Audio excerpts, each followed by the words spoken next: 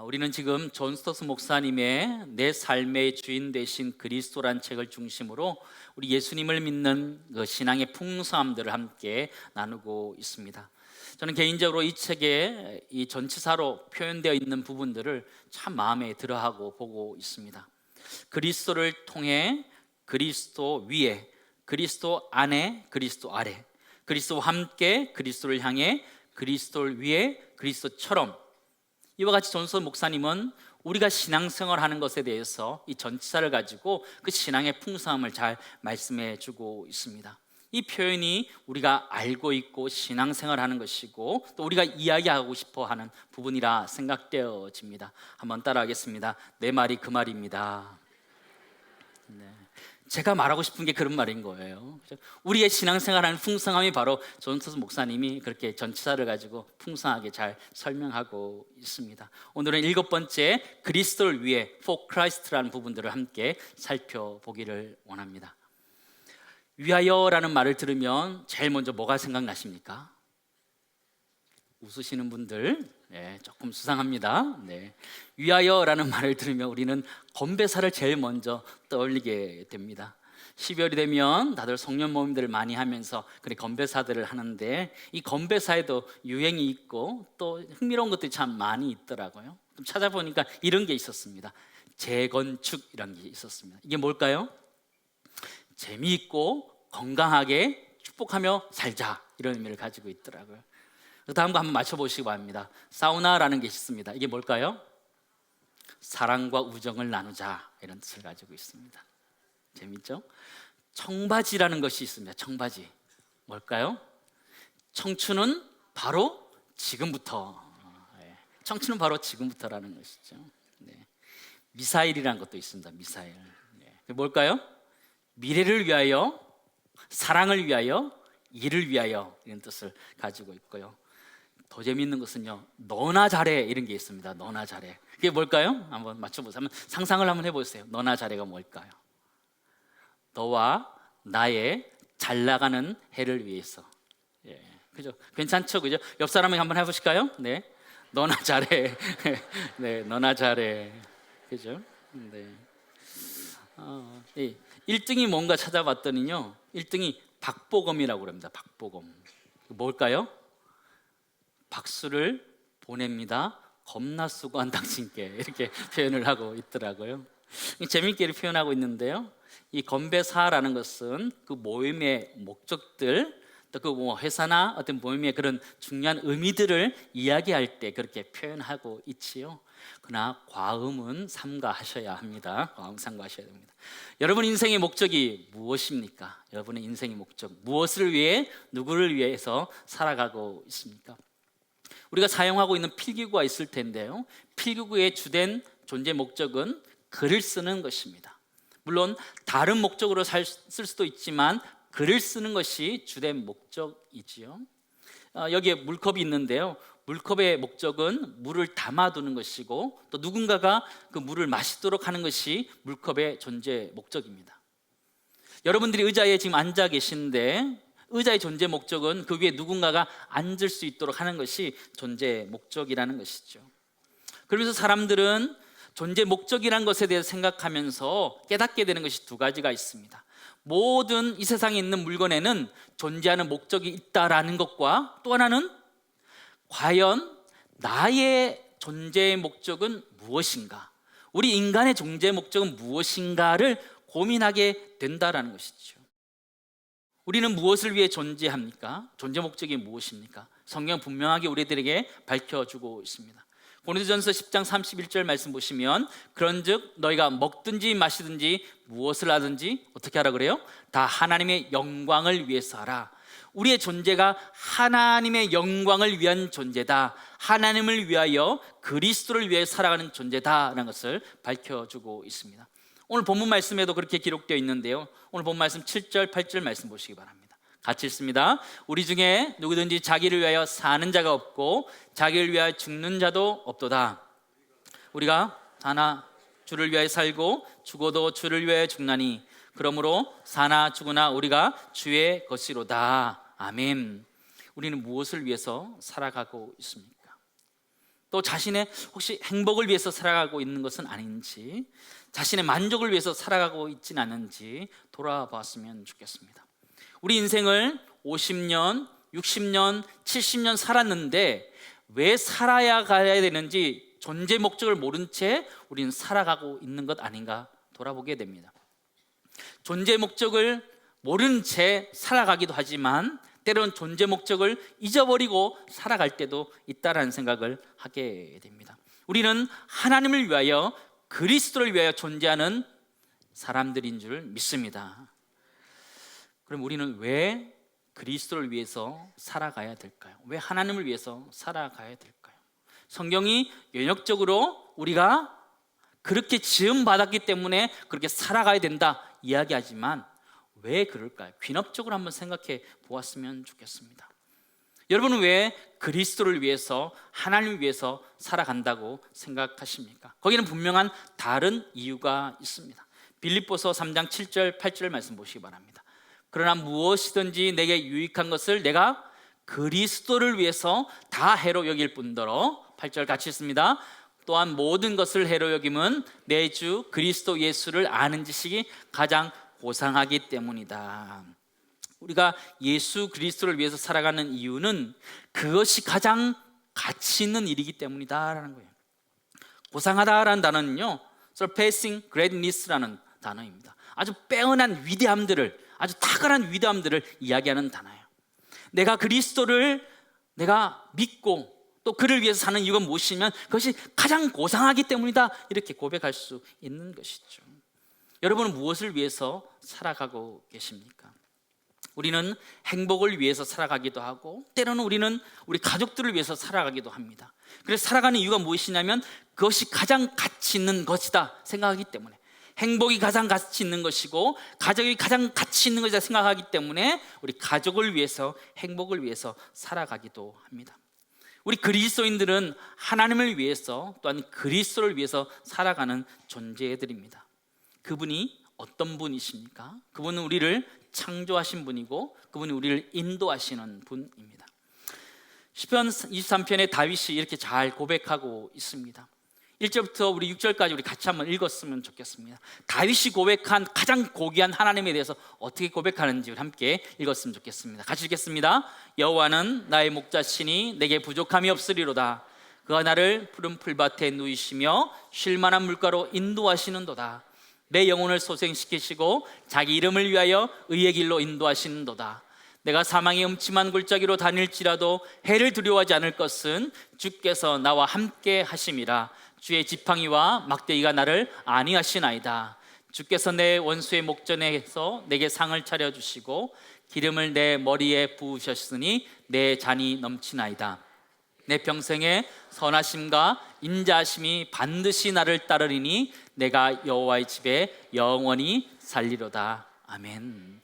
다윗은 가장 고귀한 하나님에 대해서 자신의 목자였다 고백하면서 푸른 풀밭으로 인도하셨고 쉴 만한 물가로 인도하셨다 그렇게 고백하지요. 또한 그가 사망의 음침한 골짜기로 다닐 때에도 두려워하지 않을 것은 주께서 자신과 함께 하기 때문이라고 분명히 고백하고 있는 것이죠.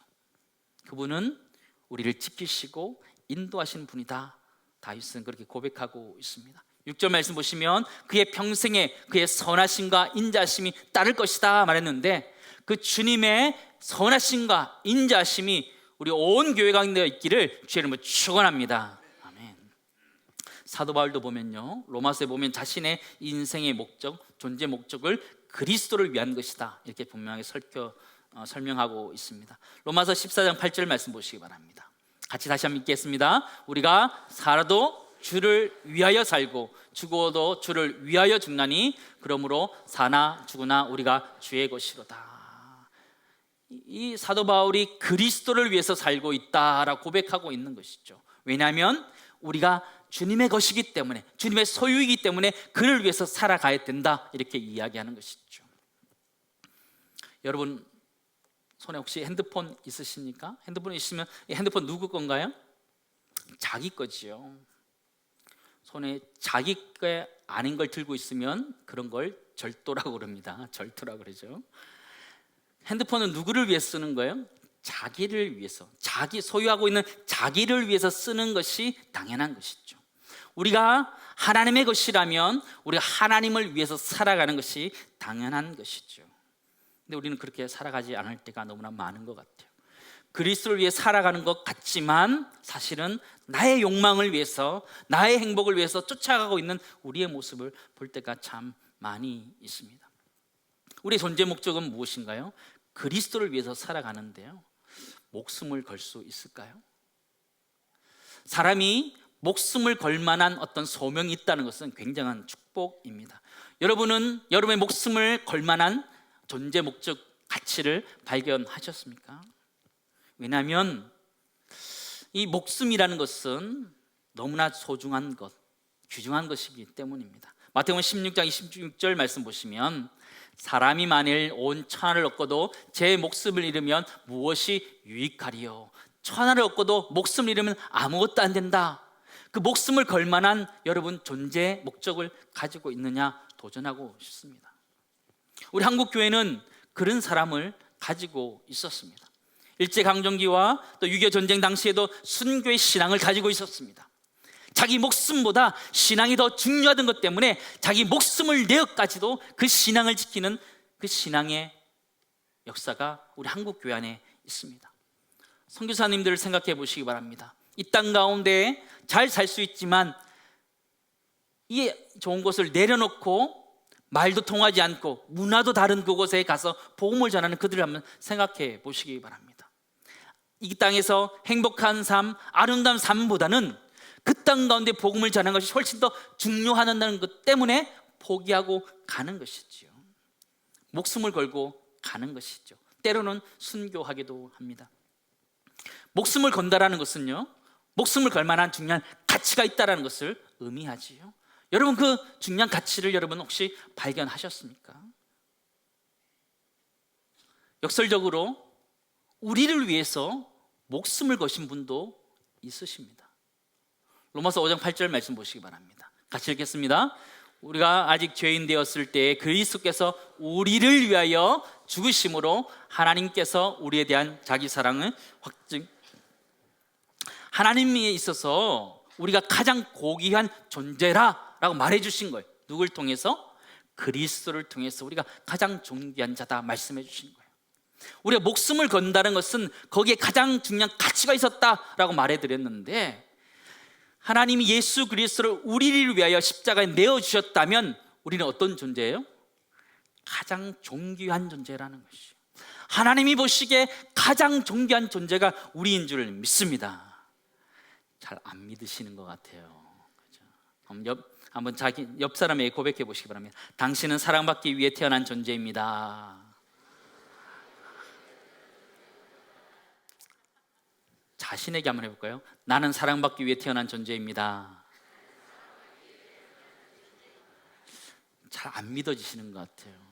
옆에 사람이 잘 안 사랑해줘서 그런 거 아닌가, 그런 생각도 하는데요. 우리가 하나님이 우리를 사랑해 주셔서 우리 힘을 내고 살아가고 있는데요, 펭수 이야기를 잠깐 하도록 하겠습니다. 펭수 책에 은혜를 받은 건 아닌데요, 맞는 소리를 하는 게 좀 있더라고요. 이 펭수의 말 중에 가장 유명한 것이 힘내, 사랑해, 이런 이야기인데요, 펭수에게 이렇게 힘내라 라고 하면 힘이 나냐고 그가 이렇게 물어보는 거예요. 힘내라 그러면 힘나요? 힘내라고 하면 더 힘들 수도 있잖아요. 펭수가 하는 말이 무엇이냐면 사랑해라고 해달라는 거예요.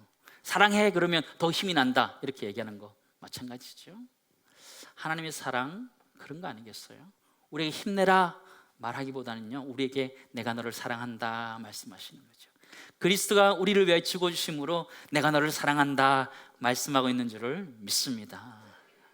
지금 잘 몰라도, 깨닫지 못해도 하나님의 사랑이 우리를 향하고 있음을 고백할 수 있으면 좋겠습니다. 제가 좋아하는 찬양, 참 의미 있게 생각한 찬양이 하나 있는데요, 감사해요 깨닫지 못했었는데 내가 얼마나 소중한 존재라는 걸, 당신은 사랑받기 위해 그리고 그 사랑 전하기 위해 주께서 택하시고 이 땅에 심으셨네, 또 하나의 열매를 바라시며 라는 찬양인데요, 우리 같이 함께 불렀으면 좋겠습니다. 감사해요, 감사해요. 깨닫지 못했었는데 내가 얼마나 소중한 존재라는 걸 태초부터 지금까지 하나님의 사랑은 항상 날 향하고 있었다는 걸 고마워요. 그 사랑을 가르쳐준 당신께 주께서 허락하신 당신께 그리스도의 사랑으로 더욱 섬기며 나도 세상에 전하리라. 당신은 사랑받기 위해 당신은 사랑받기 위해 그리고 그 사랑 전하기 위해 주께서 택하시고 이 땅에 심으셨네. 또 하나의 우리 옆에 분에게 고백해 볼까요? 당신은 사랑받기 위해 당신은 사랑받기 위해 그리고 그 사랑 전하기 위해 주께서 택하시고 이 땅에 심으셨네. 또 하나의 열매를 바라시며 옆에 분에게 사랑합니다 이렇게 한번 해볼까요? 허거할 수 있으면 한번 허거해 주시죠. 이렇게 한번 안아주시죠. 사랑합니다 이렇게 한번 안아주시고요. 사랑합니다. 그리스도는 우리를 위하여 죽으신 분이고 우리는 그리스도를 위하여 살아가는 존재입니다. 다시 한번 볼까요? 그리스도는 우리를 위하여 죽어주신 분이고 우리는 그리스도를 위하여 살아가는 존재라는 것입니다. 그리스도를 우리 마음 중심에 모시고 살아갈 수 있기를 간절히 소망합니다. 그리스도를 우리 마음 중심에 모시면 우리 삶의 모든 여러 가지 일들이 이해되기 시작해요. 그러나 예수 그리스도를 내 마음 중심에 모시지 않으면 내 삶의 여러 가지 일들이 이해가 되지 않는 거예요. 60년, 70년을 살아도 내 인생의 의미들, 내 인생의 과정들을 이해하기가 어려운 거예요. 사형리의 그림을 한번 보시기 바랍니다. 우리 많이 본 그림인데요, 내가 내 인생의 주인으로서 보좌에 올라가 앉아 있으면 저 점들은요 나에게 일어난 수많은 일들이에요. 크고 작은 일들이에요. 산만하게 혼돈되게 배치되어 있는 것이죠. 내가 내 인생을 운전하기 시작하면 모든 일들이 우왕좌왕 여기저기 흩어져 있어 내 인생이 이해가 되지 않는 거예요. 왜 일어났는지 알 수가 없는 거예요. 그럼 다른 그림을 하나 보시기 바랍니다. 예수 그리스도가 내 인생의 보좌에 앉아 계시면 내가 그 밑에 순종하면 나에게 일어나는 모든 일들이 하나하나 이해되기 시작하는 것을 우리는 경험하게 됩니다. 여러분 인생이 이해가 되십니까? 인생을 살아가면 살아갈수록 여러분 인생이 점점 이해가 되세요? 아니면 점점 몰라가나요? 여러분 어떤 경우인가요? 성경에 나오는 두 사람을 말씀드리기를 원합니다. 야곱이라는 사람과 요셉이라는 사람입니다. 야곱은 요셉의 아버지였습니다. 야곱은 형 에서로부터 장자권을 빼앗고 아버지로부터 축복권을 빼앗아 나그네 인생의 길을 가게 됩니다. 험난한 인생을 살지요. 창세기 47장 9절 말씀 보시기 바랍니다. 야곱이 바로에게 아뢰되 내 나그네 길의 세월이 130년이니이다. 내 나이가 얼마 못되니 우리 조상의 나그네 길에 연조에 미치지 못하나 어떤 세월을 살았다고 해요? 험악한 세월을 보내었다라고 하죠. 여기 앉아있는 우리들은 어때요? 130은 안 되어도 우리 다 같이 험난한 세월을 살았잖아요. 인생의 고난들을 겪으면서 살아왔잖아요. 인생에 일어난 일들이 이해가 되세요? 이해가 안 되는 것들이 있지요. 왜냐하면 내가 아직 내 인생이 주인으로서 앉아있기 때문에 이해가 안 되는 거예요. 요셉이라는 사람을 보시기 바랍니다. 저는 야곱과 요셉을 비교하면요, 요셉이 훨씬 더 험난한 세월을 살았다라는 생각을 하게 됩니다. 그는 형을 속인 게 아니에요. 형으로부터 시기 질투받아서 이방인에게 팔려버렸어요. 종으로 팔려버렸어요. 종으로 사는 것도 억울한데 그는 모함으로 받고 감옥으로 가게 됩니다. 억울한 삶이죠. 자기 가족들과도 살지 못하고 떨어져서 이국 땅 가운데서 살아가야 됐던 것이 요셉이라는 사람이었습니다. 근데 요셉이 노년에 자기가 하는 고백을 한번 보시기 바랍니다. 창세기 45장 5절 말씀입니다. 형들이 자기를 팔았는데 형들이 판 것이 아니고 하나님이 보내셨다, 이렇게 얘기하는 거예요. 5절 같이 읽습니다. 당신들이 나를 이곳에 팔았다고 해서 근심하지 마소서, 한탄하지 마소서. 하나님이 생명을 구원하시려고 나를 당신보다 먼저 보내셨나이다. 자신의 인생을 해석해버린 거예요.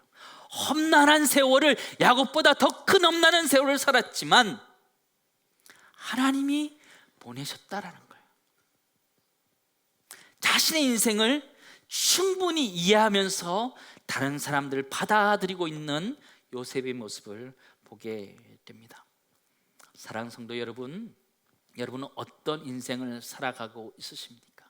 또 어떤 인생을 살고 싶으십니까? 우리 모두가 예수 그리스도를 내 마음의 중심에 모시고 그분이 우리의 인생을 인도해 가심으로 인하여 나에게 일어나는 모든 일들이 하나하나 정리정돈되어서 내 안에 복잡하고 고민되는 것들이 사라지고 주님 나와 함께 하신 은혜가 더 풍성하기를 주의 이름으로 축원합니다. 우리가 지금 살펴보고 있는 책은요, 내 삶의 주인이신 그리스도라는 책입니다. 우리 모두가 우리 주인 되신 예수 그리스도를 내 마음에 모시고 그분이 우리 인생의 걸음을 하나하나 인도해 가심을 기억하며 살아가기를 간절히 소망합니다. 다윗이 고백했던 것처럼 여호와는 나의 목자시다 라는 고백 속에서 주님이 우리를 푸른 풀밭으로 쉴만한 물가로, 때로는 우리가 정말 험난한 곳에서도 우리를 인도해 가실 것이라는 기대하면서 우리 인생을 살아낼 수 있는 내가 우리 모두의 있기를 간절히 소망합니다.